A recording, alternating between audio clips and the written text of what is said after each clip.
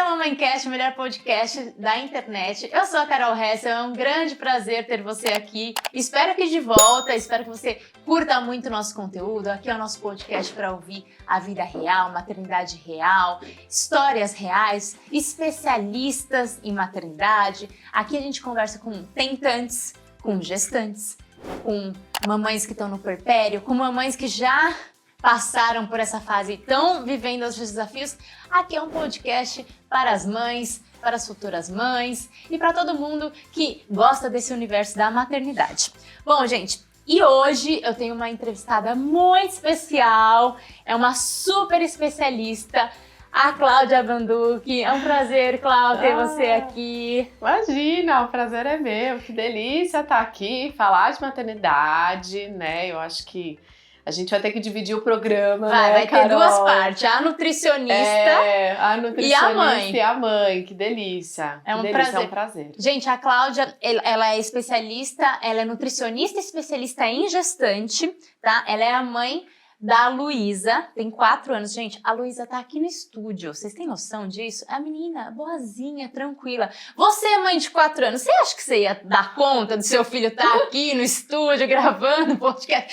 Eu não sei não, a Bela tem 1 ano e meio, espero que com 4 anos isso seja possível também. Então, parabéns por isso também, Clau. E esposa do Lucas. E é isso, o seu mini currículo. É tudo isso, né? É tudo isso. Minha base, é minha família, que delícia. Coisa maravilhosa. Clau, ó, então nessa nossa entrevista hoje a gente vai começar falando com você, nutricionista. Joia. Tirar as dúvidas do pessoal e do pessoal que vai ser representado por mim. E depois a gente entra nesse lado maternidade, que com certeza também tem muitas coisas. Não que a gente possa dividir nossa vida, né? Mas vamos falar um pouquinho da Nutri e depois a gente conversa do lado mãe aí. Pode ser? Pode.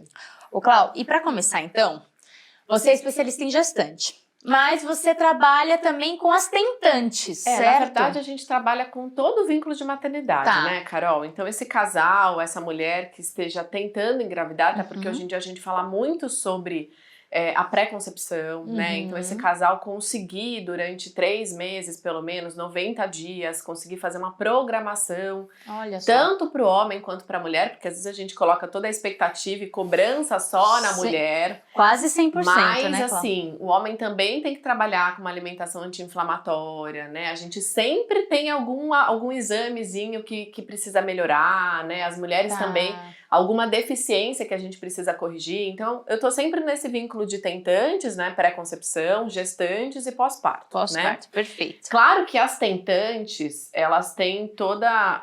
como a gente pode fazer uma programação dessa gestação, então é o que eu falo, não existe um alimento que faça com que essa mulher aumente a fertilidade, né? Então, ela é multifatorial. É muito mais as deficiências que atrapalham, né? Então, quando a gente faz correção de deficiências nutricionais, de vitaminas, minerais, ou quando a gente analisa pelos exames que ela já apresenta alguns quadros inflamatórios. E, Carol, o quadro inflamatório não é uma doença grande específica. A obesidade é um quadro inflamatório, né? Uma glicemia alterada acima de 92, a gente já considera essa mulher diabética. Então, poxa, se eu tenho uma tentante com uma glicemia acima de 92, por que não corrigir, tirar ela do risco de uma diabetes gestacional? Perfeito. Então, a pré-concepção, ela vem ganhando muito. E eu acho que as mulheres, como elas estão deixando a gestação mais tardiamente, e a idade delas também deixa elas muito mais maduras para isso, eu acho que isso também ajuda nessa programação, né? De ajustar de fato essa gestação, de organizar esse casal e fazer essa programação. Então é muito bacana. E essa programação normalmente, esse protocolo, vamos dizer, é uns 90 dias antes que é legal a mulher ir se preparando, tipo assim, eu quero engravidar.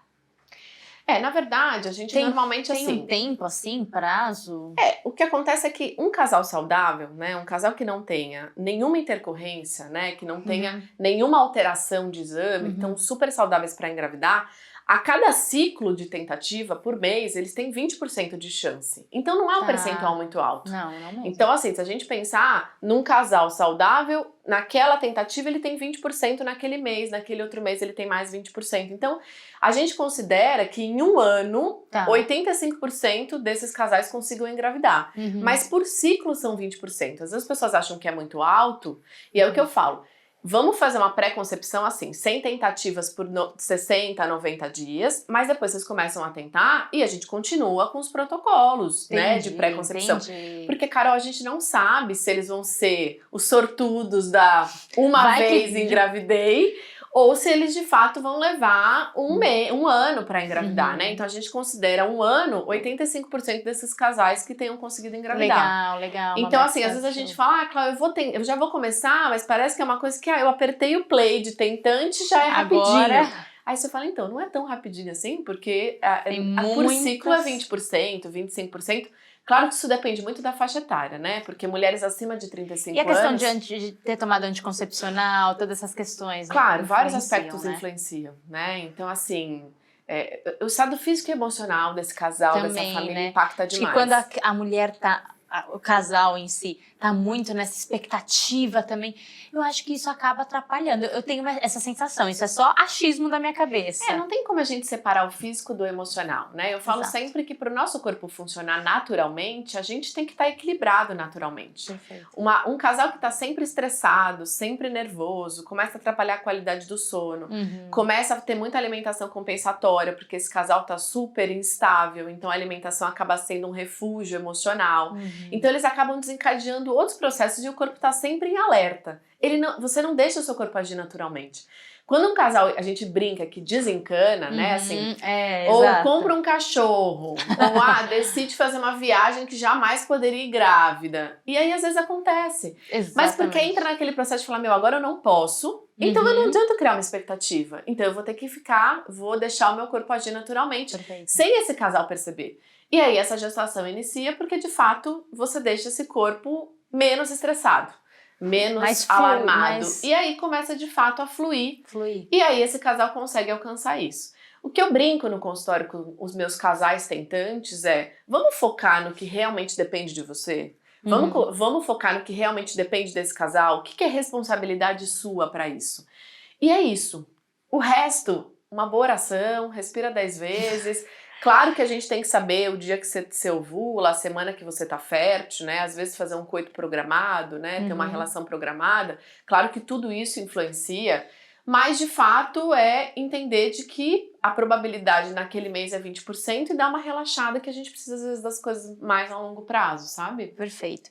E pensando nas tentantes, eu tenho algumas colegas e tudo mais que já estão, por exemplo, acima do peso. Não é uma obesidade, mas estão acima do peso. E eu já ouvi, algumas até falam, quero engravidar, então eu vou fazer uma super dieta mirabolante, super restritiva, porque se eu engravidar agora, eu já tô gorda, vou ficar muito mais... Muitas mulheres pensam isso e eu fico imaginando agora com essa sua introdução que talvez não seja uma estratégia de uma dieta muito restritiva, vai ficar deficiente de alguns nutrientes. Tô aqui ligando os pontos do pouco que você me falou. O que você recomenda nesse caso, né? Na verdade, Carol, assim, como uma tentante é uma caixinha de surpresa, a gente não sabe se vai ser mês que vem ou daqui a um ano, eu sempre falo da gente tentar manter a mesma alimentação da pré-concepção, pelo menos no primeiro trimestre gestacional. Porque se vocês fazem algo muito diferente como tentante e na gestação você não pode bancar, você não pode dar continuidade, você vai ter um baita efeito sanfona. Então, se a gente parar para pensar de que na minha pré-concepção eu tirei vários grupos alimentares, eu deixei de comer carboidrato, aí a gente pensa que na gestação, quem for grávida sabe disso, de que a gente não consegue excluir, por exemplo, carboidrato. Porque carboidrato é fruta, carboidrato é legume, né? Carboidrato não é só pão e junk food, né? Carboidrato tem alimentos super saudáveis que são ricos em carboidrato. Então, eu normalmente falo para elas, vamos tomar cuidado, porque se for para vocês... Vamos dar um exemplo. Essa mulher ela faz uma dieta em pré-concepção, ela emagrece 5 quilos. Mas se for no primeiro trimestre gestacional ela já alcançar os 5 quilos, já não valeu a pena. Então ela podia ter ficado uma manutenção prolongada, porque se for para perder para ganhar, não faz sentido. Agora, quando você atende mulheres que de fato a gordura ela pode influenciar até nessa fertilidade, dependendo do grau de obesidade que ela tá, a gente pode fazer com que ela emagreça nesse início, só que o emagrecimento, Carol, ele é tão consequência, porque você organiza os grupos alimentares. Você ensina essa mulher no quanto que ela pode comer. Ela começa a fazer uma atividade física, aí ela melhora a qualidade do sono, aí ela vai... É tão natural esse emagrecimento, eu falo que ele não tem que ser o papel principal, ele tem que ser o coadjuvante. O emagrecimento ele tem que ser uma consequência de um bom hábito alimentar. O emagrecimento ele tem que ser uma consequência de uma boa estrutura em casa de alimentação.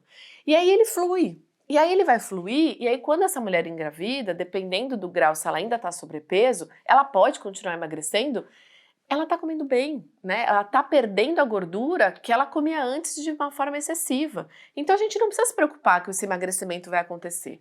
Agora, qual que é a minha preocupação de dietas sem uma boa combinação alimentar? De ter deficiências. Sim. Porque quando a gente fala em fertilidade, a gente não fala de que existe um alimento específico que vai aumentar a fertilidade dessa mulher. Isso é mito, né? Isso é mito. Coma não sei o que isso vai ser mais... Faça tal protocolo. A gente tem que tomar muito cuidado com essas coisas de internet, porque na verdade a gente está lidando com um sonho. Você vai fazer uma mulher seguir um protocolo específico que sim, ela vai engravidar. Não, as coisas não funcionam dessa forma, né? Até porque cada mulher é única, cada gestação é única e cada mulher vai ter deficiências diferentes da outra, e necessidades diferentes, estilos de vida diferentes.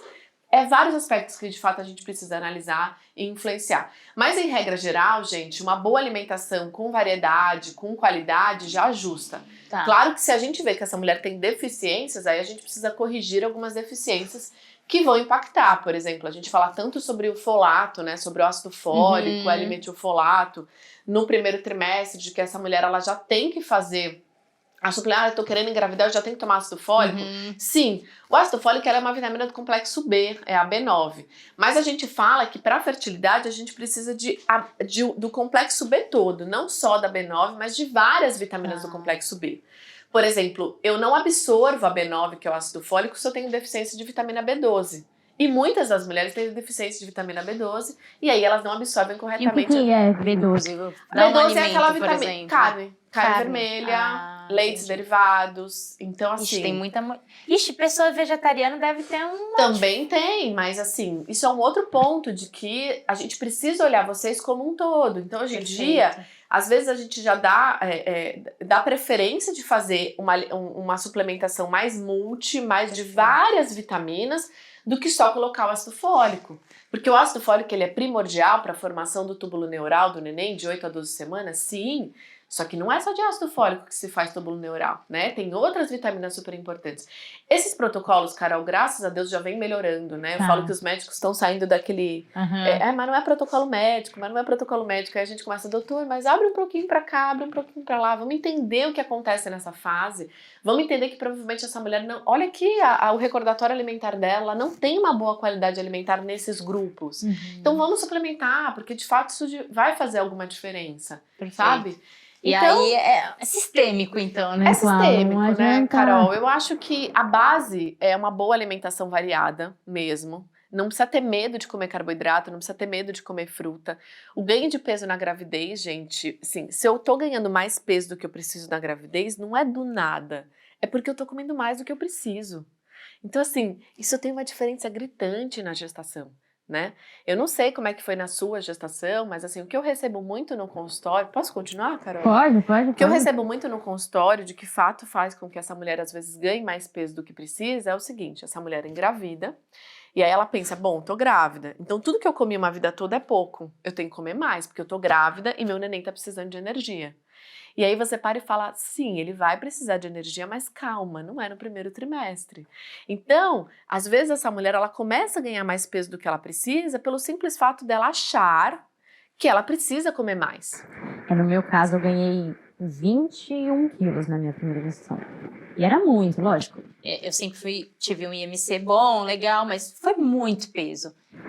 E foi esse tipo de pensamento somado a uma ansiedade, de que eu quero comer, de que eu não posso passar vontade. Tinha muito isso na minha cabeça, sabe? Se eu tô com vontade de comer, sei lá, tapioca, e eu não comer, meu filho vai nascer com cara de tapioca. Sabe esses mitos? Mimos. Na gestação, quem já viveu, né, sabe que a gente fica muito mais vulnerável emocionalmente por conta das alterações hormonais. E a gente fica, de fato, não só vulnerável pelas alterações hormonais, mas a gente também fica mais susceptível a esses mimos, porque aí é a avó querendo fazer com uma comidinha que você gosta, é o seu marido levando você para comer uma coisa, e aí você fica mais permissiva. Total. E eu falo muito para as minhas grávidas, se vocês não estão passando vontade de nada, acho isso estranho. Porque não passar vontade de nada, de fato... Significa que você tá comendo tudo, então... Significa que você não tá conseguindo, né, equilibrar de falar assim, poxa, eu já comi tal coisa ontem que foi mais do que eu precisava, então hoje eu vou tentar entrar na linha e dar uma segurada. E a gente vai fazendo isso, Carol, de uma forma natural. Né? Então não dá pra gente pensar que na gravidez, só porque tá grávida, a gente pode e deve aumentar a quantidade de comida sem ter fome. A fome, ela tem que ser fisiológica. Você está com fome para comer mais? Não, eu tô comendo mais porque eu tô grávida. Errado, né? Agora, se eu tenho fome, vamos corrigir, eu não quero que vocês passem fome de jeito nenhum. Mas você tá com fome, você acaba de almoçar e você acha que tá insuficiente, mesmo você fazendo lanche à tarde, você tá ficando com fome? Estou. Tudo bem, a gente senta, organiza os grupos alimentares e faz uma adequação. Só que eu tenho que pensar também, Carol, que uma mulher que inicia a gestação em sobrepeso ou em obesidade, ela já come mais do que ela precisa, isso uma vida toda. Então você imagina, essa mulher ela já come mais do que ela precisa. Aí ela engravida, aí ela acha que ela tem que comer mais porque ela tá grávida. Carol, nossa, aí lascou. Aí é a cereja do bolo, né? Aí eu falo que aí transtornou completamente, porque essa mulher ela já tem distorção de porção, porque ela já é sobrepeso, então vamos partir do princípio que ela come um pouco mais do que ela precisa. E ela engravida, e ela come um pouco a mais porque ela acha que ela tá grávida e precisa de mais energia, e aí é muito. E aí a gente vê esse, fisiologicamente falando, Carol, o grupo que poderia ganhar mais peso é quem é baixo peso, né? Porque aí é uma mulher que tem pouca reserva de gordura. E a gordura, ela vira uma fonte de energia. Então eu tenho uma mulher de baixo peso, ela poderia ganhar mais, e uma mulher em obesidade deveria ganhar menos. Sim. Só que uma mulher em baixo peso, a gente faz as contas de que ela poderia ganhar até no máximo 18 quilos. Tá. Então, assim, tudo que é acima de 18 não é mais fisiológico, porque o único grupo que poderia ganhar mais de 18 é o baixo peso, que é a minoria das mulheres, né? Então, assim, eu acho que a gente precisa orientar essa mulher, reduzir essa expectativa dessa mulher, porque muitas vezes ela também se cobra porque ela é ignorante nesse assunto, ela nunca viveu isso, Carol. Como é que a gente vai cobrar? É o que eu falo, às vezes é injusto pedir para essa mulher, olha, mês que vem não é para ganhar peso, hein? Né? O Geo às vezes fala assim, o ginecologista obstetra, né, o Geo, ó, mês que vem não é para ganhar nenhum peso, já ganhou muito peso, mas como ela vai fazer isso? O que ela vai comer? Não, o que ela vai deixar de comer? Me dava um desespero, porque logo no primeiro trimestre eu acho que... Engordei demais. E, Carol, é uma ansiedade que você só faz com que essa mulher coma mais e ela se desequilibre mais. Desespero, porque eu falava, os meus ginecologistas nunca falaram isso, graças a Deus, mas eu... Tinha essa perspectiva, porque como eu vi que o meu primeiro trimestre já tinha engordado demais e não era pra eu ter, em tese, não era pra eu ter engordado nada, falei, nossa, lascou, agora eu não posso. posso mais engordar. Só que aí... Aquela angústia, aquela cobrança. E aí eu queria fazer muito exercício, mas ao mesmo tempo eu fazia muito exercício, gastava muita energia, ficava com fome, queria comer, e aí... Nossa, e aí gera uma tensão. E aí fica Desgastante pra nós grávidas, uma ansiedade, uma pressão. Aí você meio que, ai, deixa, vai, eu tô grávida, aí você compensa. Pelo menos no meu caso era assim. Aí eu compensava na comida, aí eu desencanava e ficava nesse ciclo de feliz e triste, sabe? Comi, ai, nossa, eu não acredito, comi. E aí ficou isso. E até que depois eu acabei desencadeando diabetes gestacional na minha cabeça. Foi um ciclo de final de ano. Calma que eu vou dar spoiler. Já tem pergunta mais na frente, já tô misturando tudo. Mas eu lembro que assim, essa época de Natal eu não podia beber. Aí sabe aqueles xaropes de Monan, de framboesa, pra fazer aquelas pink lemonade? Tá. Eu me intoxiquei daquele Açúcar açúcar na veia. E eu tomava 3, 4 taças daquilo no fim de ano. Pandemia, assistindo lives de todo mundo. Gente, eu tomava muito disso. Tanto é que hoje em dia eu falo, meu Deus, não posso nem chegar perto, porque E aí depois disso, enfim, aí eu fiz os exames, deu a diabetes. Lógico, não é uma coisa, é o que você disse. Você não engorda Ela do é dia pra multifatorial, noite, né? Não é uma coisa que... E a diabetes gestacional, você consegue fazer 80% dela o controle na alimentação, principalmente na fase onde o neném está se formando, ele não está crescendo. Então, por exemplo, a gente faz o teste de tolerância oral à glicose, que é a curva glicêmica, de 24 a 27 semanas. Que é a fase, de fato, que o neném inicia o ganho de peso dele, o crescimento dele. Antes disso, ele tá lá para se formar. Então, por isso que eu falo, o ganho de peso na gravidez, ele é muito individualizado, porque ele vai depender muito do como essa mulher iniciou a gestação, que é o peso pré-gestacional. Então, a gente faz a projeção de ganho de peso em cima do peso que vocês iniciam, que é o peso pré-gestacional. Então, assim, claro que intercorrências gestacionais acontecem, né? Tem coisas que a gente controla e tem coisas que não. Sim. E a gravidez é a completa vulnerabilidade, porque essa mulher começa a entender de que não é tudo que depende dela, de que, de fato, muitas das coisas ela não vai controlar. Então, eu sempre falo, coisas que você não controla, o que adianta você criar ansiedade nisso? Perfeito. Cara, faz uma oração, respira 10 vezes, vai na janela, vai dar uma respirada, porque não adianta. Tem coisas, Carol, e até filho, o que a gente controla? É um ser humano, né? A gestação é uma escolinha pro que está por vir, né? Porque é totalmente incontrolável. E eu sempre brinco, eu falo, gente, vocês estão achando que tá difícil a gestação? Vocês vão ver quando o neném sair. Porque, assim, tudo isso vai demandar da gente, né? E outra, que a gente também pode ir além falando em alimentação na gestação. O quanto, Carol, os seus pais e os seus avós influenciaram na sua alimentação. O que você tem de educação alimentar é o que você teve de referência dos seus pais e avós. Agora, é o que eu falo para as minhas grávidas. Você vai ser o exemplo, você vai ser a referência para os seus filhos. E você tá ok você ser essa referência da maneira com que você se alimenta hoje, a relação com que você tem com a comida hoje, né? Porque é isso. Então a gente também tem essa responsabilidade de educar os nossos filhos, né? De falar por favor, obrigada, dá licença, mas também de escolhas alimentares, né? E de estrutura alimentar. A gente sabe o quanto criança é de fato influenciada, né? Completamente. Eles são uma xerox nossa, né? E a gente é exemplo bom e exemplo ruim. Exemplo eu também lá em casa. Ninguém ninguém é pleno. Ninguém é perfeito, né? Então a gente tem que já que a gente... Aí é o que eu falo. Você quer engravidar? Você tem certeza? Você vai abrir mão de tal coisa? Você vai deixar de fazer? Porque eu acho que essa doação precisa ser algo que essa mulher se prepare. Porque o que eu vejo muito no consultório é, eu quero engravidar. Mas não tem noção do que vai acontecer. E aí no meio do caminho se desestrutura emocionalmente. Porque começa a perceber... A gente só entende o quão a gestação é difícil e tem, não é só aquela coisa bonita, daquela barriguinha linda e você tirando foto com um fotógrafo. Não, pesa, dói, dá fome, cansa, mexe com a gente emocionalmente. Então, assim, são várias mudanças. E é o que eu falo, a Cláudia grávida, a Cláudia daqueles 9 meses, é uma mulher muito diferente do que eu sou hoje. Então, é um momento da minha vida também que eu tive que me acostumar. Porque era uma Cláudia diferente, que às vezes eu olho e falo, parece que eu assisti um filme da minha gravidez, porque não era eu.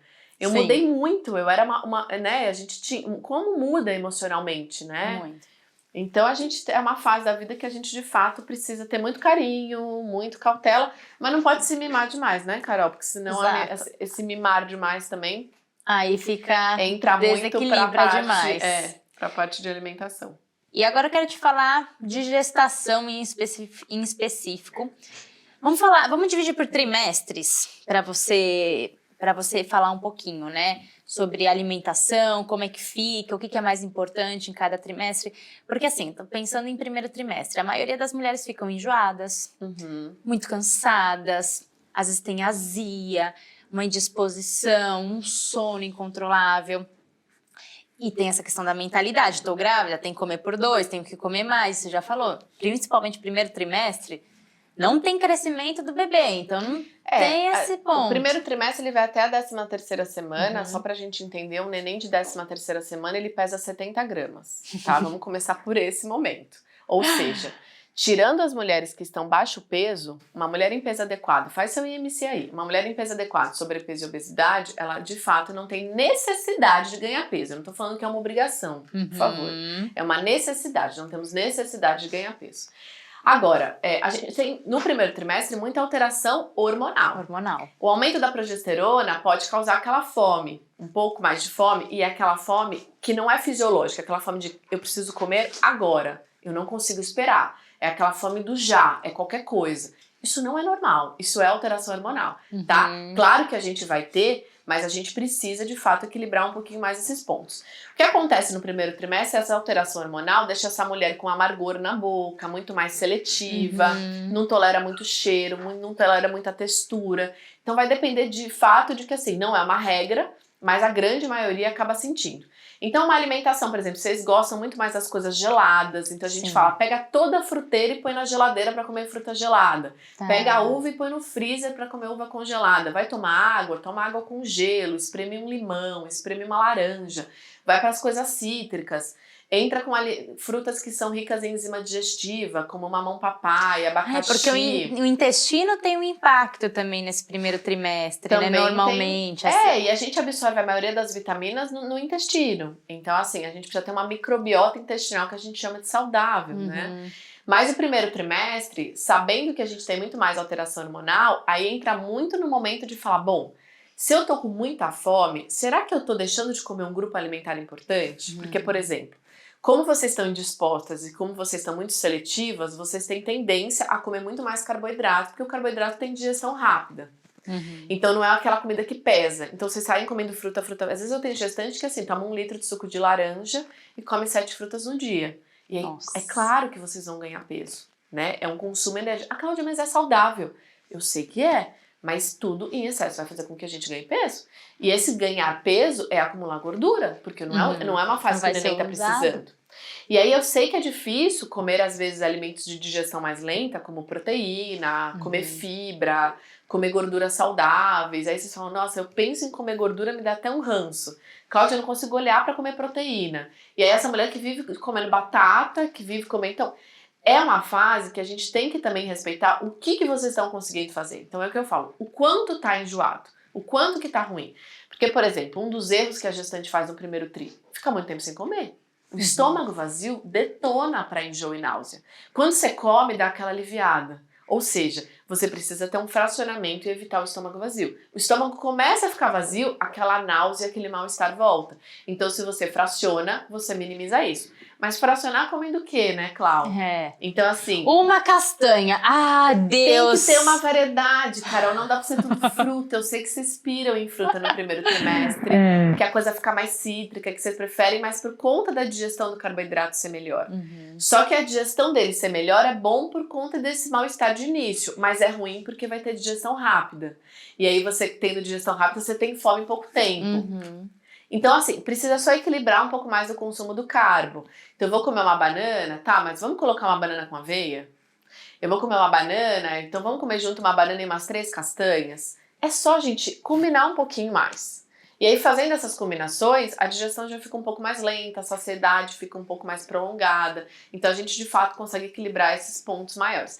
Mas no primeiro tri, tirando quem é baixo peso, entra nesse ponto de, assim, você precisa... Eu falo sempre para as minhas grávidas, o seu neném ele precisa mais da qualidade do que você come do que simplesmente que você ganhe peso. Até porque, Carol, quantas mulheres me procuram porque o neném está com restrição de crescimento fetal? E muitas vezes elas estão ganhando muito peso e elas começaram acima do peso. Aí você fala, como é que essa mulher é acima do peso, ela tá ganhando mais peso que precisa e o neném dela não tá crescendo? Porque ela não come o que ele precisa. E isso tá, infelizmente, cheio no consultório. Porque os nenéns estão com restrição de crescimento fetal. E tudo isso acontece no terceiro trimestre, né? Que é a fase que, de fato, o neném tá lá pra crescer. Peso e né? Pra ele nascer. Então, são várias coisas. Então, eu queria, de fato, assim, se eu tivesse que deixar algum recado aqui, é pra essa mulher, no primeiro trimestre, primeiro pensar de que todo o suporte nutricional, esse desenvolvimento desse neném, não vai estar na cápsula do multivitamínico que você tá tomando, não, meu amor. Porque às vezes você se apega nisso e fala, ai, Cláudia, eu não tô comendo bem, mas eu tô tomando multivitamínico. Aí você olha e fala assim, então, multivitamínico, ele complementa a dieta. Ele não é uma suplementação. Tanto é que quantas vezes a gente tem que dar um multivitamínico e corrigir a vitamina que tá lá dentro separada. Então você toma um multivitamínico e a gente dá ferro isolado, toma multivitamínico, mas tem ferro lá dentro, mas ele não dá conta. Vitamina D, sempre a gente dá isolada, Por quê? Porque ele não dá conta. As dosagens do multivitamínico, Carol, elas são muito mínimas, que é uma complementação da dieta. Então, às vezes a gente fala, eu tomo multivitamínico, eu não preciso comer direito. Não, precisa sim. Ai, Deus. Deus. Inclusive, vai acabar o Mamancast, eu já vou perguntar a agenda da Clau, porque eu já vou precisar ir lá. Porque é isso, eu acho que o brasileiro, enfim, a gente ainda tem uma cultura de achar que não precisa de nutricionista, de uma forma geral. Eu preciso de nutricionista quando eu quero emagrecer. Ponto final. Na minha cabecinha, tem esse padrão, e na maioria das pessoas também. A gente pensa, gestação, tem que comer bem, mas eu sei que comer, isso... E não é, né, Clau? São vários Carol, detalhes só pra assim você que você pode ajustar. por exemplo, depois que eu fui mãe, né, eu já trabalhava com grávida, eu atendo grávidas há 15 anos, mas depois que eu vivi a maternidade... Não, minha especialização, eu já tinha minha especialização, mas assim, depois que eu fui pra prática de gerar uma vida, eu vi o quanto o pré-natal ainda é pobre em falar de nutrição e de alimentação. E muitas vezes o médico, claro que assim, eu acho que ele tem que fazer o pré-natal dessa criança e tá tudo certo. Não é que, eu não acho nada, eu acho só que a gente precisa de uma equipe multidisciplinar na gestação. E aí o que eu comecei a perceber? Que o ponto de referência se essa mulher estava comendo saudável ou não, bem ou não, era o peso que dava na balança. Total. Aí você fala assim, mas peso comendo o quê? Né? Com que qualidade? Exato. E outra, gente, o que eles tiveram de nutrição e alimentação na medicina, ela é muito curta. E a gente vê que muitas demandas nutricionais, elas têm deficiência e muitas vezes elas não são nem pedidas no pré-natal dessa gestante. Por exemplo, zinco é uma coisa que 85% das minhas grávidas têm. Zinco, ele é super importante desde a fertilidade até a produção de leite materno. Por exemplo, se eu tenho deficiência de zinco, essa mulher ela não entra em trabalho de parto ativo. Ela entra em trabalho de parto, mas ela não cria aquele ritmo de trabalho de parto, que é o que a gente chama de trabalho de parto ativo por deficiência de zinco. Então, de fato, a gente começa a perceber de que, assim, não é só um mineral que tem deficiência. E esse sonho dessa mulher com essa maternidade, esse sonho dessa mulher, de fato, em gerar essa vida. Então, a gente precisa olhar para tudo isso e, de fato, começar a corrigir. Selênio é uma coisa que a gente tem muita deficiência. Selênio é muito fácil de corrigir. É castanha do Pará, é castanha do Brasil. A gente faz com que essa mulher consuma de 3 a 5 castanhas do Pará no dia e ela já volta a melhorar a dosagem dela de selênio.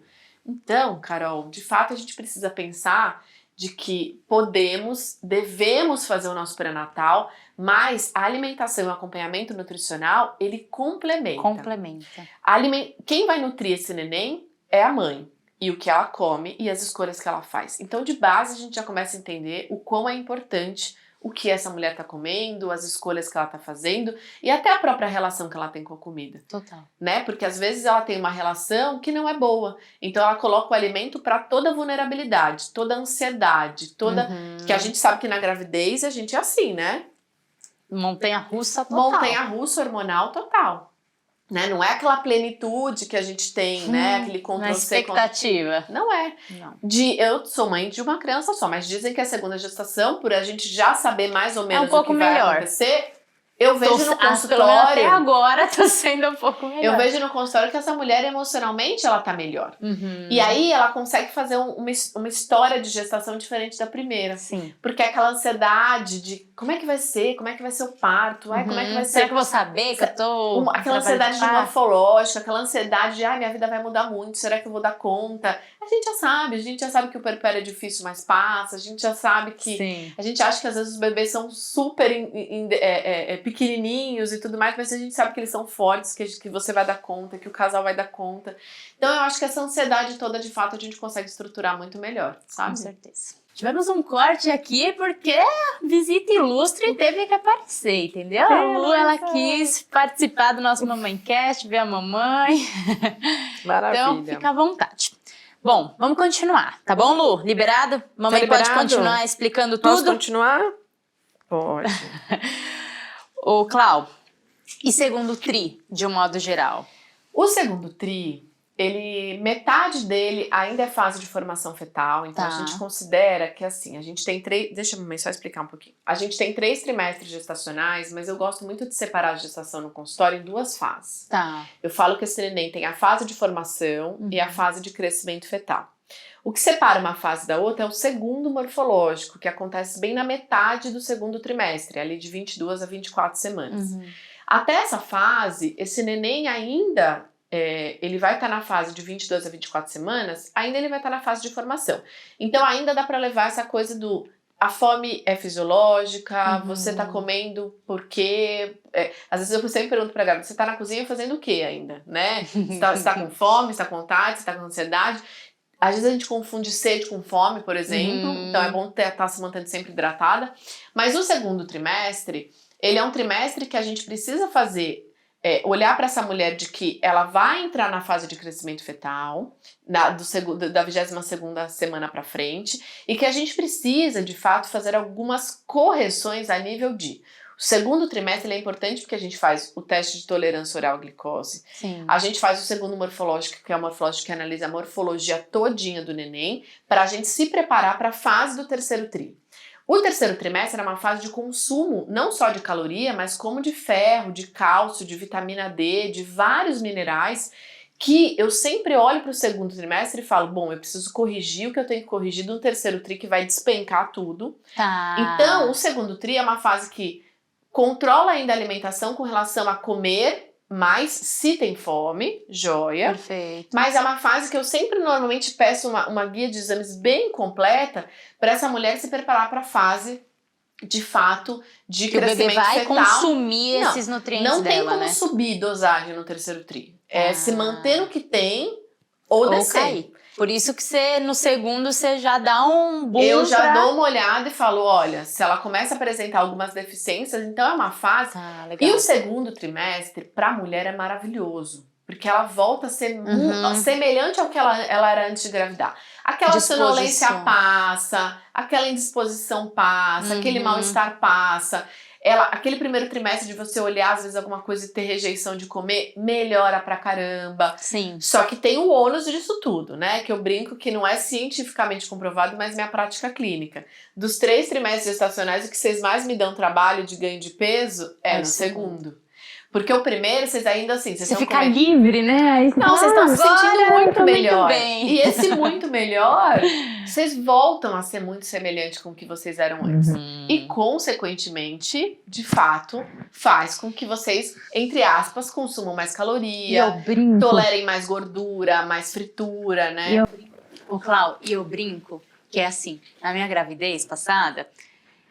eu sempre mantive meu peso, mas era aquela, extrapolava num dia e no outro segurava e pronto, acabou. Só que na gestação você não pode segurar muito, você não pode ficar sem comer, por exemplo, fazia jejum no dia seguinte, sem estar grávida, ficava fazendo jejum, não sei o quê, e aí voltava, equilibrava. Depois, grávida, não podia fazer isso. Então era assim, eu falava, putz, é uma coisa que tipo, você ganhou muito num dia... Cara, lascou-se, porque dificilmente no dia seguinte você vai conseguir voltar e perder. E na verdade, o seu corpo, quando você tá grávida, ele tá programado pra armazenar, porque ele entende que você tá grávida e você vai precisar de energia estocada. Então, quanto mais você come, mais ele armazena. Quando a gente não tá grávida, o corpo ele tendencia a compensar um dia no outro, né? Então, sei lá, se a gente pega férias e viaja uma semana, aí a gente volta da viagem e pesa na balança e tá com 2 quilos a mais. Quando você volta pra sua rotina, coisa de 2 semanas, ali 1 semana, 2 semanas, aquele 2 quilos vai embora. Grávida? Não vai. Isso eu sofria, viu? Por isso que o ganho de peso na gravidez, ele é muito rápido, né? Às vezes você pega mulheres ganhando 4, 6 quilos num único mês. E às vezes elas falam assim pra mim, Clau, eu comi mais, mas deixa eu te dizer, não foi tão mais assim, eu já comi muito mais na minha vida, mas eu tô ganhando muito rápido. Claro que tem outros fatores que impactam. Diabetes gestacional faz com que vocês ganhem peso muito rápido. Tem outros fatores também que estimulariam esse ganho de peso. Quem tá ganhando mais peso também incha mais, o que faz com que chega uma hora a gente não sabe o que é cada coisa, porque tá tão inchada, com tanto edema e tudo mais. Então, eu acho que o segundo trimestre, ele é um trimestre que a gente pode preparar essa mulher para evitar desnutrições no terceiro tri, porque uma das coisas que eu fico muito pé da vida é quando eu falo assim, tá cansada, mas grávida é cansada. Ah, você tá com mas eu sempre falo assim, tá, mas tudo tem um limite. Eu tenho mulheres que eu atendo que às vezes não tá conseguindo levantar pra fazer as rotinas do dia a dia, ir trabalhar, brincar com o filho, para de ir na academia porque não tem energia. Não, isso não é fisiológico. Às vezes ela tá com uma anemia séria, às vezes ela tá com uma deficiência séria, que a gente tem que olhar pra ela e não generalizar de que, é normal ela ter isso. Então, deixa eu te dizer, não é normal. Tanto é que por exemplo, às vezes a gente faz ferro intravenoso, e eu sempre brinco com elas, eu falo, gente, nada como ferro intravenoso nessa vida. Meu, vocês dão um up. Dá um up, Não, né? dá um up. Vocês falam, Cláudia, agora quero ir pra academia, eu tenho energia. Então, assim, tá vendo como não era normal a gente achar que... E isso, Carol, é uma outra coisa. Às vezes a gente dá uma suplementação pra essa mulher e às vezes a via de suplementação tá errada. Vitamina D é uma coisa que tem mulher que dá certo cápsula e tem mulher que tem que ser em gota. Tem ferro que a gente consegue via oral, tem ferro que a gente tem que passar intravenoso, porque essa mulher não tá absorvendo via oral. Então, assim, a gente de fato... E outra, como é que a gente vai saber isso, Clau? Testando, Brasil. Testando. Gente, Por isso vocês são iguais, ao mesmo tempo vocês são muito diferentes, né? sabe, Carol? É o que eu falo. Vocês são iguais em alguns aspectos, mas às vezes vocês são tão diferentes, porque não dá pra gente generalizar a mesma conduta, a mesma orientação e tudo mais. Mas no segundo trimestre, a gente já começa a colocar mais ou menos um ganho de peso ali de 200 a 300 gramas por semana, mais ou menos, tá? Até porque um neném ali de 22 semanas no segundo morfológico já vai estar próximo do primeiro meio quilo dele e tudo mais, né? Então, pode considerar esse mais ou menos padrão. E aí, finalmente, o terceiro tri, que aí já tem aquela questão da ansiedade de terceiro tri. Pode deixar. Muitas mulheres começam a ficar mais inchadas de verdade, ficar com um barrigão. Muitas mulheres não conseguem comer porque sente pesada, indisposição. Os órgãos nossos já começam a ficar tudo apertadinho. Conta aí como é que fica a parte da nutrição desse terceiro trimestre, que é muito importante, é uma das mais... na verdade o terceiro trimestre ele é focado em crescimento fetal, né? O terceiro trimestre ele começa na 27ª semana e vai até o final, né? 40, 42 semanas, depende de cada mulher. O neném, ele começa a 27ª semana em torno de 1 quilo e ele nasce com 3,5. Ou seja, a brincadeira é muito mais que triplica de peso no terceiro trimestre. Então, assim, tudo é focado para crescimento fetal. Quando a gente fala em crescimento fetal, a gente está falando num processo de hipertrofia. E hipertrofia, como também na academia, é um aumento de aminoácidos, que é proteína. Então, se eu fosse falar do macronutriente mais importante de terceiro trimestre, é proteína. É a proteína. O neném não faz crescimento fetal comendo arroz e fruta e doce. O crescimento fetal dele, na base, é aminoácidos. Perfeito. Então, a gente tem que entrar com boas fontes de proteína, tá? E o que acontece no terceiro trimestre, mecanicamente, tudo sai do lugar, né? O estômago vai aqui para cima do pulmão, a gente tem uma dificuldade de esvaziamento gástrico, ou seja, a nossa digestão fica mais lenta, o nosso intestino ele sai completamente do lugar, então a gente tem muito mais fermentação, a gente tem muito mais gases, a gente tem um trânsito intestinal muito mais lento. Isso é fisiologia da gravidez, né? Mecanicamente o útero vai tomando uma proporção lá dentro, tudo vai se apertando porque o útero tá crescendo. E é isso, o útero pressionando o colo e o reto, atrapalhando a saída das fezes. É caos na terra, Brasil. Só quem viveu sabe. Então, assim, é aquela barriga que a gente fala, não tem mais o que crescer. E aí vai, não tem mais o que crescer. E aí sai crescendo, crescendo, crescendo. Loucamente, mais ou menos é isso. Mas é uma fase, claro, que a gente tem um processo no terceiro trimestre que tem na gestação inteira, mas muito mais intensamente no terceiro trimestre, que é a hemodiluição, né? A gente vai diluindo o volume sanguíneo em água. A gente considera que uma mulher de 9 meses tem 40% a mais de água, de sangue, do que quando ela não tá grávida. Olha. Então, assim, todas essas taxas, elas despencam também, né? Porque a gente vai diluindo todo esse volume plasmático, esse volume sanguíneo. Então, a gente tem uma oxigenação muito mais lenta, né? Porque o nosso ferro fica muito mais diluído e é o ferro que faz transporte de oxigênio. Então, se a gente sobe 2 lances de escada, já fica... Parece que falta ar, né? E falta mesmo. Essa mulher, de fato, ela tá mais cansada. E, gente, o terceiro trimestre, eu falo, gente, sejam suas amigas, né? Vocês, não adianta vocês quererem dar conta de tudo na mesma agilidade, na mesma facilidade.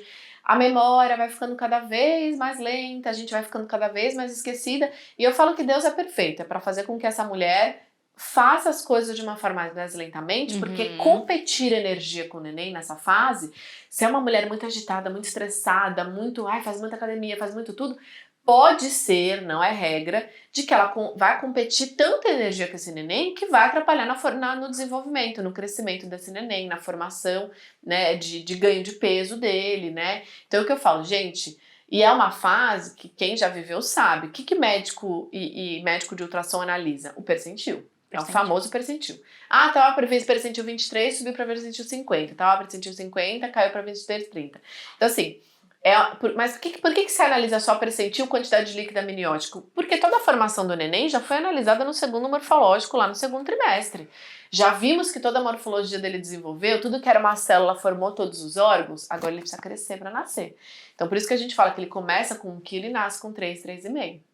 Então, isso vai demandar de cansaço, é uma fase de muita fadiga e cansaço dessa mulher. Claro que se ela estiver desnutrida, isso só somatiza nesse cansaço, por isso que eu falo, vamos tentar investigar para ver se tem mais alguma desnutriçãozinha ou esse cansaço é de fato da gravidez. Por exemplo, mulheres que não fazem atividade física sentem muito mais dor no ciático, na lombar. Então, assim, o estilo de vida e a projeção dessa gravidez impacta no terceiro trimestre. Total. Também, né? Mas é uma fase, gente, que de fato tem ganho de peso, o neném ganha. Então, assim, eu falo que não precisa ficar ansiosa em ganhar peso na gravidez, que uma hora o dia chega, vai tá? chegar. Não precisa. Ansiedade em ganhar peso na gravidez pode ficar bem tranquila. Mas, Carol, olha, o que a gente vem de fato percebendo no consultório, com novos protocolos, novos estudos e tudo mais, é que essa mulher, ela precisa focar na qualidade do que ela come. Perfeito. Muito mais do que só aumentar a quantidade, né? E se for aumentar a quantidade, que seja fisiologicamente porque você tá com mais fome. Então não é porque você tem que sentir fome, não, eu tô sobrepeso, minha barriga tá roncando e eu não vou comer porque eu tô sobrepeso e a Cláudia quer que eu não ganhe peso. Gente, não é isso, claro que não. Se você tiver fome, a gente tem que sentar, a gente tem que corrigir, a gente tem que alinhar. Entender a forma. E tem que entender, e não tem que também ter medo de ganhar peso, até porque vai ser necessário, em algum momento isso vai acontecer, né? Diferente do primeiro trimestre, que eu acho que é muito mais alteração hormonal e ansiedade também, porque, Carol, sabemos que assim, a gente quer ser mãe, mas quando a gente engravida, meu amor, eu brinco que assim, parece uma bombinha relógio, né? Porque a gente tem data de nascimento, e aí, ó... com o tempo começa a correr. O tempo começou a correr, meu amor, a bombinha ali na tua mão que vai, não é? E aí a gente quer mudar de casa, a gente quer reformar apartamento, e aí inventa umas modas que só... Então, eu acho que aí uma mulher que já seria difícil pra ela fazer tudo isso, grávida, aí as coisas de fato impactam muito mais. Aí o negócio fica real, sério, né? E aí, vamos falar depois, parir. Tive o filho, beleza, tudo certo, nascimento. Aí eu quero que você me traz, primeira coisa, esses mitos de alimentação pós-parto, principalmente relacionada a leite. Come canjica para ter mais leite. E o quanto que a alimentação impacta no aleitamento. Porque eu sei que tem um impacto, assim, muito grande. Mas aí também a gente já entra nessa questão de... Putz, o seu leite é fraco. E aí vem todos aqueles também Você já não tá tabus. bem, né, meu amor? Que estamos num puerpério. Ainda temos que ouvir que o nosso leite é fraco, Exato. Né? Então vamos primeiro, se você puder trazer alguns mitos, assim, de que, gente, não relaxa, não precisa ficar se entupindo de canjica para ter mais leite, ou alguma outra coisa, que agora eu só me vi a canjica. É que a canjica, ela tem muito carboidrato, é milho, né? Tá. Então, assim, se a gente for pensar em aumentar a quantidade de carboidrato, de caloria, de energia, ajudaria na produção de leite? Sim, ajudaria.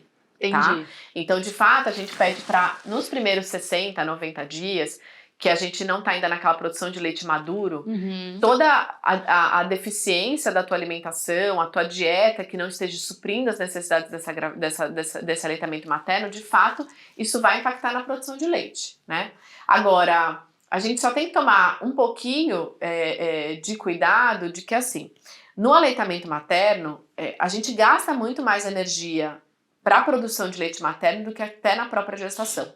Tá. A gente considera mais ou menos uma conta, assim, mais grosseiramente falando, mas 4 meses de aleitamento materno exclusivo é mais ou menos o quanto essa mulher gastou de energia para gerar uma gestação de 9 meses. Caraca. Em 4 meses de aleitamento materno, tá?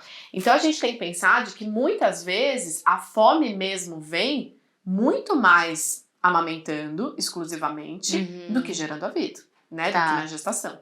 Cláudia, isso significa que eu preciso corrigir na dieta? Precisa corrigir, a gente tem muita fome amamentando. Então, muitas vezes, Carol, a gente manter a dieta da gestação, né, nos primeiros, sei lá, 30 dias, que o volume gástrico do neném é pequenininho, a produção de leite materno também é pequenininha, ok. Mas quando você começa numa produção maior, depois de 60 dias e tudo mais, precisa corrigir. E aí, é muito melhor essa mulher comer comida e aumentar a quantidade de arroz, feijão, carne, salada, legume, do que ela continuar comendo a mesma quantidade e aí ela vai buscar o quê? Doce. Porque tem vários aspectos que influenciam essa mulher ter muita vontade de comer doce. Emocionalmente ela tá abalada, tem muita cobrança com relação a dar de mamar, às vezes ela tá com uma pega errada onde ela tem uma fissura e tá dolorido de amamentar, ou seja, ela fica nervosa e fica ansiosa, ela tem privação de sono, né? Então assim, olha o tanto de aspecto emocional, e aí ela cai aonde? O que abraça essa mulher? No doce. No doce, né? E aí ela já tá falando, quer saber? Agora com tudo isso acontecendo, ainda não vou poder comer doce? Então assim, aí o único ponto é, quanto mais doce eu consumo, quanto mais açúcar eu consumo, mais insulina eu produzo, porque é o hormônio que faz a captação dessa glicose. E o hormônio da fome é a insulina. Então, quanto mais insulina eu tenho que produzir, mais fome eu vou ter de rebote. Então, você fica nesse ciclo vicioso.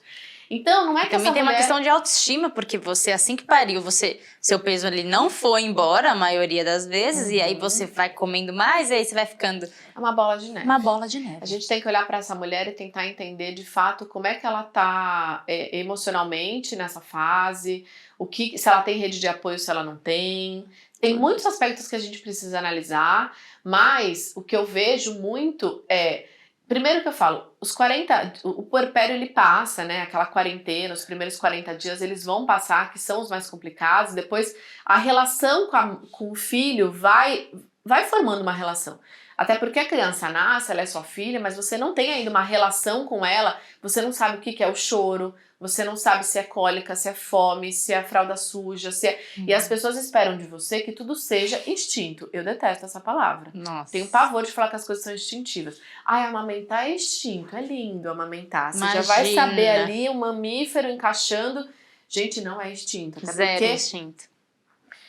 esses dias eu estava conversando com uma pediatra neonatologista, ela estava falando que a taxa de aleitamento materno no Brasil, exclusivo, tá de 54 dias. Então, se fosse tão fisiológico amamentar, meu amor, não seria 54 muito mais dias. tempo, né? Não dura nem 2 meses um aleitamento materno exclusivo no Brasil. Ou seja, cai fora de achar que é instinto. Vai atrás de uma consultora de aleitamento, vai fazer curso, vai estudar. Então, por isso que eu falo. Só que nossas mães, nossas avós, ninguém falava sobre isso, né? Não. Era na raça, era na dor, era não sei o quê, era de qualquer jeito. Então, por isso que a gente acha que é o que é. Por isso que a gente acha que é o que é. Assim, né? Então, voltando a falar de aleitamento materno, então assim, eu acho que vamos manter aquela coisa da comida de verdade, né? Arroz, feijão, carne, salada, legume, né? Cláudia, meu filho tem cólica. A gente considera normal com que uma criança chore recém-nascida até 2 horas no dia. Então, não 2 horas seguidas, mas ao longo das 24 horas, se essa criança chorar até 2 horas, é considerado normal, não é considerado cólica. O que acontece é que a criança ela nasce com o que a gente chama de imaturidade gastrointestinal. Ela nunca mamou, ela nunca fez digestão e ela nunca fez cocô. Então, a gente sabe que todo o processo de digestão, na sua grande maioria, ela é fermentada. Então, às vezes a criança ela tá sentindo aquele blum, blum, blum, blum, blum de uma fermentaçãozinha, ela assusta, ela chora. Cólica, da gente começar a suspeitar de que pode ser uma alergia à proteína do leite de vaca e tudo mais, é uma criança que ultrapassa essas 2 horas. É uma criança que não faz mais as sonecas que ela tinha que fazer. Não é uma criança tranquila, é uma criança que só chora o tempo inteiro, que começa a atrapalhar o crescimento, não consegue alcançar aquelas gramas por dia que a gente é super cobrada. Então, aí já é um outro ponto que a gente começa a analisar. Agora, um desconforto antes dessa criança evacuar, essa criança que você percebe que Eu brinco que vai anoitecendo, essa criança ela começa a ter tudo, né? E eu no meu puerpério, Nossa, começava era um das 5 caos. horas da tarde, eu começava a ter até dor de cabeça, porque eu já sabia que o caos ia se instalar. Uhum. Só que a gente também tem que pensar de que às vezes essa criança ela acumulou a mamada do dia inteiro e aí a fermentação no final do dia é maior. Então, Carol, puerpério não dá pra pensar muito não, é aquilo mesmo, é difícil. Claro que a gente tendo uma rede de apoio, uma coisa que eu sempre peço para as minhas gestantes de terceiro trimestre, não vai ter quem cozinhe, monta suas marmitinhas pro puerpério, Tá. né? Eu fiquei 15 dias comendo comida de marmita que eu já tinha preparado antes da Luísa. Tá. Por quê? Porque eu chegava lá, eu não tinha tempo. Se até Não dá, meio-dia não eu dá tinha tempo. escovado o dente, eu tava no lucro, meu amor. Então, às vezes você fala, nossa, Cláudia exagerada. Não, vai viver um puerpério pra você ver. Se até o meio-dia você escovou o dente, você tá no lucro. Então, assim, aí você vai ter que pensar que você tem que fazer comida, você não vai fazer. Até porque licença maternidade não é férias, é licença maternidade. E se a criança dormir e você precisa dormir, você não dormiu à noite. Você teve... Exato. Então, Aí você vai querer descansar. cuidar da casa, vai querer fazer comida. Então Aí vai lascou. depender muito de como é que é essa rede de apoio dessa mulher. Então eu sempre tento falar, como é que vai ser lá na frente? Você já pensou? Ai não, Cláudia, vai ser eu e meu marido. Ah não, Cláudia, minha mãe vem pra me ajudar. Não, Cláudia, eu já tenho uma babá. Então tudo vai depender de como é que vai ser pra gente tentar estruturar isso. Perfeito. Pra minimizar esse desgaste que vai acontecer. É minimizar, né? Minimizar. Agora, aumentar a produção de leite materno são vários aspectos. Eu acho que normalmente a mulher erra na hidratação. Tá. Tanto é que, E Carol, dá uma sede gigantesca. você amamenta, gente. Você tá amamentando a criança. Vou pegar o bichinho da Luísa.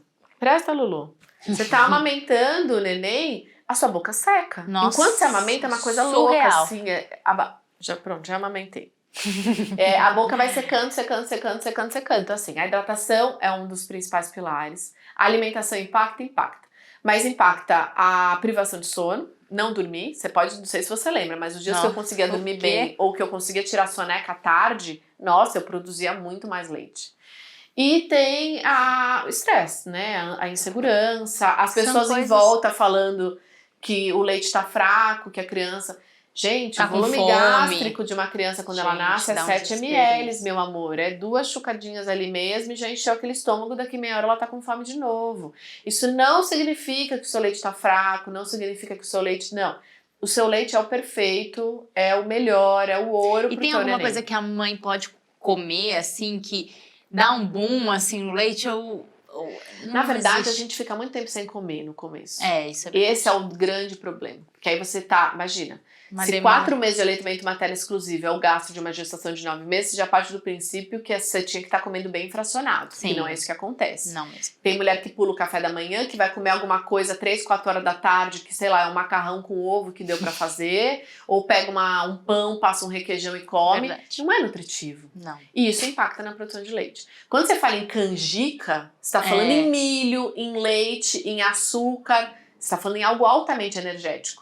E aí, claro que isso vai ajudar na produção. Mas um bom prato de arroz, feijão, carne, salada, legume também ajudaria. Também ajudaria. Né? Perfeito. Então eu acho que isso também é mais a gente tentar entender como é que vai ser a estrutura dessa casa e dessa família, para consequentemente a gente conseguir ajudá-la a minimizar algo que vai ser difícil. Não sei se você compartilha sobre puerpério, mas como eu trabalho com grávida, Sim. eu só compartilho quando me perguntam, tá? Porque eu acho que cada uma é única, cada mulher vai ter um enfrentamento diferente. Exato. Então, assim, eu tive o meu e você vai ter o seu, eu só falo. É difícil, então se você acha que tá difícil carregar na barriga, vai piorar, porque agora é outra, e você nunca viveu tudo isso, e você vai aprender a ter uma relação com seu filho. Você tem uma relação, e você precisa de tempo para estruturar essa relação. Total. Essa coisa de que nasce um filho, nasce uma mãe, sim, é verdade, mas no cartório. Você vai criar uma relação com o seu filho, isso é uma construído. Até o amor de mãe, eu falo que é uma construção. Total. Eu amo a minha filha infinitamente mais do que o que eu amava ela no puerpério. Porque eu construí esse amor, eu construí essa 100%. troca. E começo não tem troca, né, meu amor? É só doar, é só doar, doação doar, infinita. doar. E como é que você ama uma coisa que você tá te sugando, né, literalmente, né? Em todos os sentidos. Literalmente em todos os sentidos. Perfeito. E pra gente concluir essa parte da nutrição, voltar ao peso, que é um grande que as mulheres começam. Eu preciso voltar a emagrecer, voltar ao meu corpo.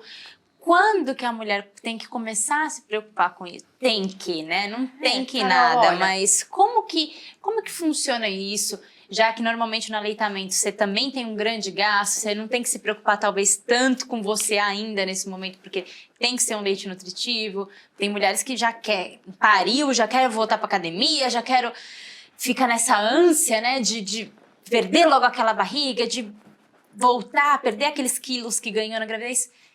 Só que não é bem assim, né? Não é bem Como assim, é que funciona? E eu acho que assim, quem volta mais rápido são mulheres que tinham uma estrutura muscular muito boa, que tinham uma alimentação muito bacana, que teve um evolutivo de gestação bom, que praticou atividade física, que tem uma estrutura muscular bacana, e essa mulher é a que volta mais rápido, tá?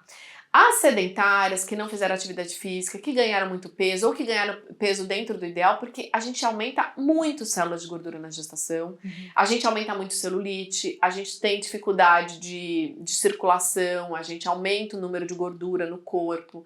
Então, consequentemente, assim, então vamos falar em regra geral. O que você vai perder da sua gravidez acontece nos primeiros 30 dias. Tá? A gente normalmente fala 15, 20 dias é o que de fato a gente tem aquele emagrecimento mais severo. Então os primeiros 20, 30 dias você vai perder bastante peso. Depois ele vai estabilizar. Ah, sobrou 3, sobrou 5, sobrou 10. Tá, agora isso não vai ser rápido. Agora é aleitamento materno, uma boa alimentação, voltar para atividade física dependendo do tipo de parto que você teve, que você vai ser liberada. E assim, dependendo do quão bonzinho é seu neném que vai deixar você descer para fazer academia ou ir na academia, ou se você tem rede de apoio para ficar com o teu filho. São vários aspectos que influenciam. Total. Claro que quanto antes essa mulher voltar à vida dela, o quanto antes o corpo dela volta. Agora a minha pergunta é, até essa mulher se reencontrar como mulher, diminuir essa produção de hormônios que faz com que a gente só pense no neném o tempo inteiro e que de fato diminua essa necessidade, né, e essa conduta de fazer com que a gente não tem que se cobrar. A gente levou 9 meses para perder e a gente vai levar um tempo maior para ganhar e a gente vai levar um tempo maior para perder, né, Carol? Então assim, o que eu percebo o peso volta mais rápido do que o corpo. O corpo ele demora um pouco mais para voltar. Porque mudou muito, ele saiu muito do lugar, né? Então os órgãos saíram, a gente fica com aquela barriga super flácida naquele começo, né? De gestação, de pós-parto. Isso é uma tristeza. E aí aos poucos você vai emagrecendo, você vai voltando a fazer academia, você vai... Então, o quanto antes você conseguir voltar para a vida que você tinha antes, é esse o tempo que você vai levar. Agora o ponto é, quando é que você vai conseguir voltar para sua vida que você tinha antes? É esse acolhimento que essa mulher precisa ter, é essa realidade que ela precisa ser palpável. Não adianta você exigir de você aquele corpo, porque eu até voltei no meu corpo, eu ganhei 8 quilos na minha gravidez. Eu voltei ao meu peso, de peso mesmo, em 15 dias. Foi muito rápido. Só que o meu corpo era outro. Eu me olhava no espelho, não tinha nada a ver com o meu corpo de antes de engravidar. O momento que eu comecei a perceber de que, tá parecido com o que era antes, a Luísa tinha quase 6 meses. Né? Então, com atividade, com alimentação, com tudo mais. Então, assim, leva um tempo. Agora, eu tenho pacientes que têm uma estrutura muscular bacana, que já fazia bastante atividade física e tudo mais, que conseguiu isso em 3 meses. Carol, não tem receita de bolo. E tem a ver com o que você fez olhar a blogueira antes, né? da internet, olhar as famosas ali e falar, nossa, olha, acabou de parir, olha como ela tá. Gente... A gente só vê os bastidores, só vê o palco, os bastidores a gente não sabe, não vê. E aí rola essa comparação muito forte, a gente tá lá no fundo do poço já.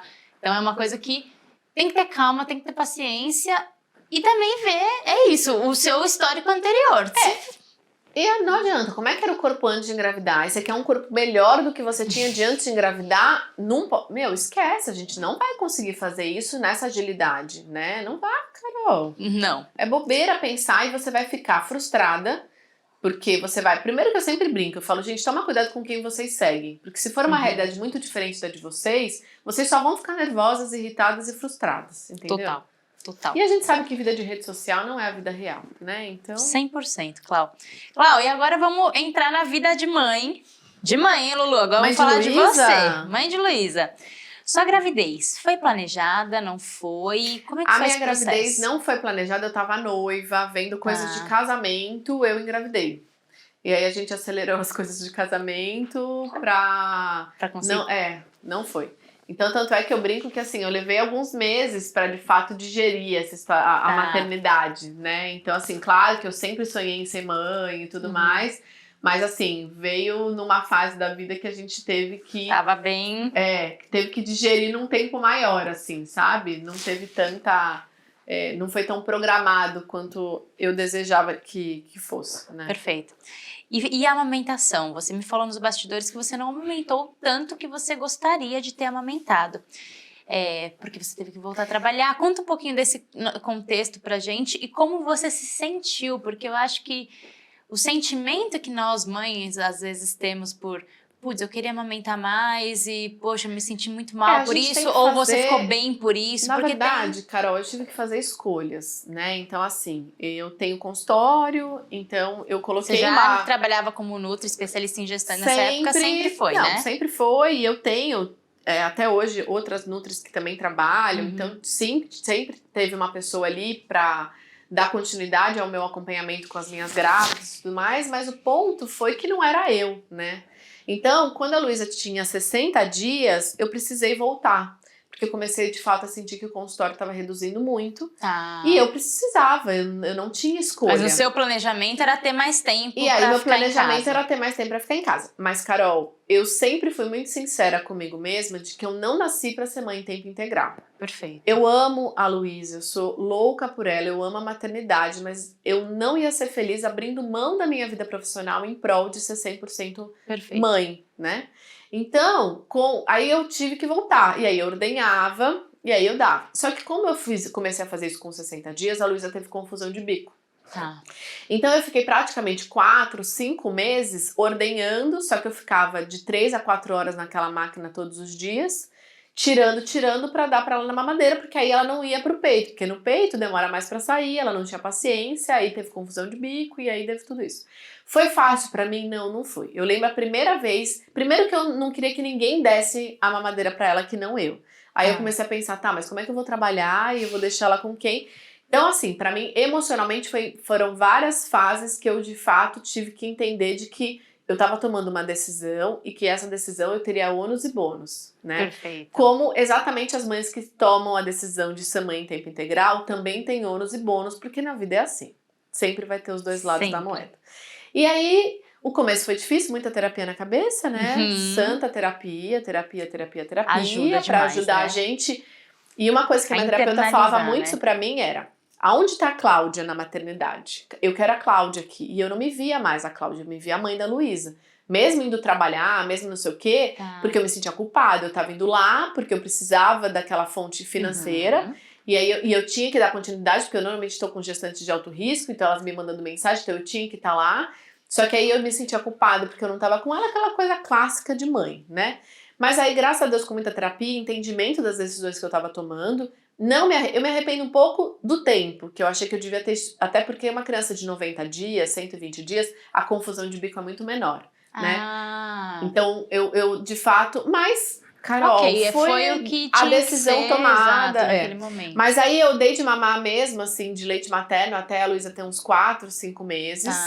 E aí depois eu na verdade, eu não conseguia mais ordenhar. Demora demais, né, Cláudia? É muito Eu tenho desgastante. pânico da bomba hoje em dia, de pensar naquela bombinha e o quanto que eu ficava amarrada naquilo ordenhando. Nossa. Tem gente que fala, ai, pra mim é ótimo. Então, somos mulheres diferentes, sabe? É isso, pra mim era difícil e aquilo começou a me fazer mais mal do que bem. E aí foi o momento que a gente, de fato, ela já estava bem próximo da introdução alimentar, mas eu dei fórmula infantil. Também foi outro processo difícil pra mim, mas estudei muito, fiz muita terapia e as coisas foram. E aí é aquilo que eu falo sempre, precisa deixar de mamadeira, Carol, que eu vá sustentar na realidade que eu tenho hoje, né? A mesma coisa que eu dou de exemplo, criança que vai pra escola. Graças a Deus, a Luísa vai meio período, porque a gente tem como ficar meio período com ela, né? Só que tem mulheres que não têm essa escolha. E tá tudo bem ela não ter essa escolha. Então tem mulheres que de fato vão ficar durante 12 horas na escola, né? Então é isso. Né, Lulu? Perfeito. E falando sobre voltar ao trabalho, você falou que teve que voltar, né, com 60 dias, obviamente foi uma decisão sua, mas você olhou o cenário e falou que o melhor seria voltar ao trabalho. Você passava período integral? Como que era esse Não, processo? eu voltava. Meus pacientes não sabiam que eu tava voltando. Tá. Então, assim, ainda tinha uma outra pessoa lá, uma Tá. outra nutri e tal. Mas eu Era ia, só ficava casos 3 específicos. horas, voltava. Aí depois eu ia de novo, ficava mais 2, 3 horas e voltava.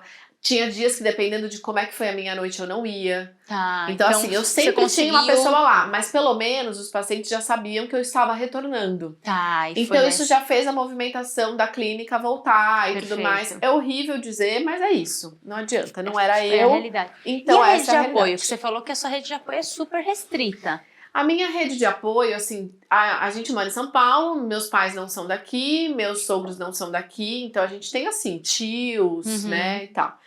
Eu tenho a moça que é meu braço direito e esquerdo, Em que tá casa. comigo desde que a Luísa tem 2 meses, tá Tá. comigo até hoje, que é a Vivi. Então, de fato, ela me auxilia e me ajuda em toda essa logística Perfeito. pra gente estar aqui, né? E eu sou autônoma, meu marido também, então a gente tem uma vida mais flexível de horário, né? Isso também facilita pra gente. Bastante. Né? E o que você sente que mais mudou na Cláudia depois de ter se tornado mãe? Olha, eu sou uma pessoa muito mais. Eu acho que eu consigo. Eu sou uma pessoa. Eu tenho muito mais paciência. Tá. Eu acho que eu aprendi a ter paciência. Eu acho que eu aprendi a entender que as coisas não são no meu tempo, que as coisas não são na minha hora. Eu acho que a maternidade me trouxe a perda do controle. E parece que isso soa ruim, mas pra mim foi a melhor coisa que aconteceu na minha vida. Foi a perda do controle. Porque o controle, ele faz com que a gente tenha essa vida muito programada, muito cronometrada. Ela é muito rígida, ela é muito tensa, a gente se cobra muito por tudo isso. Perfeito. Então a Luísa veio, eu brinco que é igual que eu entrei naqueles mar de tombo. Sabe quando você toma aquele caldo que você roda no mar assim? Eu tomei vários caldos até entender de que eu não quero mais ter controle. Você pode me convidar pra fazer alguma coisa daqui a um mês e eu pode ser que eu não consiga ir. A Luísa tá grande hoje em dia, a probabilidade é Mais menor. fácil, Mas é. você sabe, Carol. Total. Então eu sempre falo assim, eu acho que eu vou quando a Luísa era bem pequenininha. Mas assim, tem que chegar lá e ver como as coisas vão fluir, entendeu? E uma outra coisa que me ajudou demais depois da maternidade foi que eu coloquei meu trabalho também no seu devido lugar. Porque Legal. na verdade eu ficava no consultório 10, 12, 14 horas. Hoje em dia não, preciso buscar ela na escola.